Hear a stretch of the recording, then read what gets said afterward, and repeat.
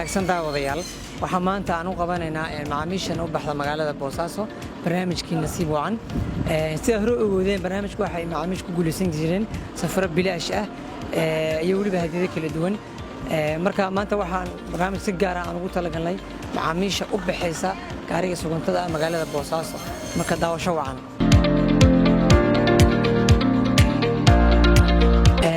hambalyo xaaji ciise oo soo baxay hadiyad fudud ku guuleystay waxa mar soo baxday hadiyad fudud ku guuleystay oo soo dhow barnaamijka nasiibka iyo dareenkaaga soo aragtay ma uu sharaf badan yahay dareenkayga iyo nasiibkayga iyo safarka iyo kulli alxamdulillah Allah nagu guuleeyo shirkadayadana waa u mahad celinayna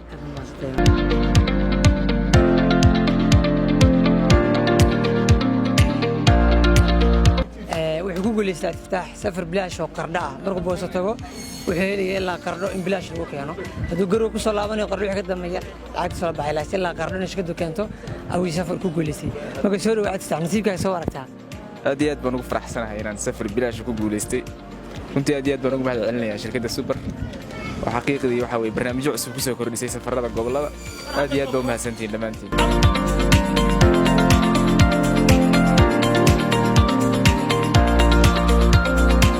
hooyo johor wixii ku guuleysatay adeeg kale oo ku jira nasiibka oo ah in 3 cisho alaabaha fudud si bilaash lagu soo qaado Boosaaso to Garowe wixii alaab fudud ah dokumenti yara mobile yara waxa miisaan lahayn in si fudud lagu si bilaash lagu soo qaado muddo 3 cisho oo soo dhow adeega nasiibkaaga iyo barnaamijka shirkadda ay qabato soo aragtaa hooyo ما شاء الله شركة سو عم بحذي هذا ما شاء الله أدب شعب قوقن حسين ما شاء الله إلى وجه على يلا لسه السعودي الحمد لله كورة سوارك نصيبك يبرأي واحد كوسا بحي يبرامج كده قوة سوارك ما شاء الله نصيبك إلهي وإسي والحمد لله